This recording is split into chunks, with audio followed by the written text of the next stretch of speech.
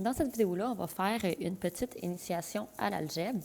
Donc, premièrement, en algèbre, qu'est-ce qui se passe? C'est qu'il va y avoir des symboles. Donc, quand vous allez faire de la vraie algèbre, les symboles, ça va être des lettres. Mais nous, en ce moment, on va le faire avec des petits dessins. Donc, les petits dessins, soit ils peuvent prendre des valeurs différentes, ou soit ils ont une valeur qui est inconnue, qu'on va pouvoir trouver. Donc, en algèbre, je vous ai dit que les symboles allaient souvent être des lettres.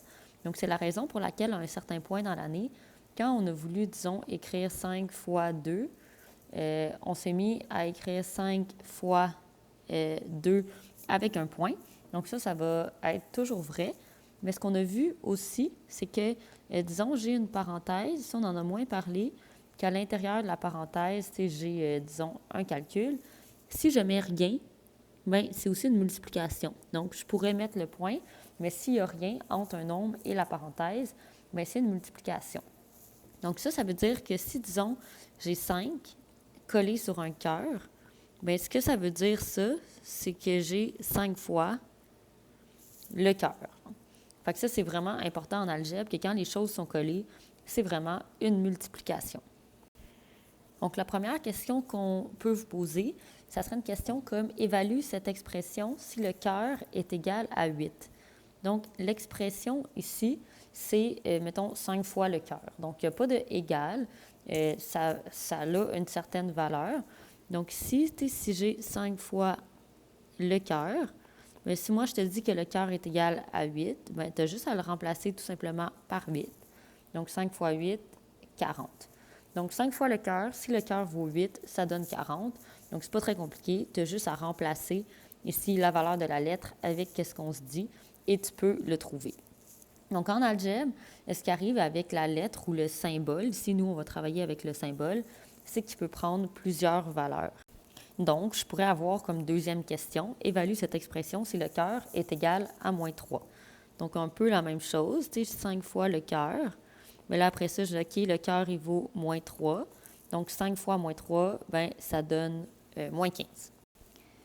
Deuxième exemple, on est ici 10 sur bonhomme sourire. Donc, bonhomme sourire, c'est notre inconnu. On ne sait pas combien que ça vaut. On pourrait aussi dire que c'est une variable parce que ça pourrait prendre plusieurs valeurs. Alors, si moi, je te dis que le smiley vaut 2, évalue cette expression, mais tu as 10 sur smiley.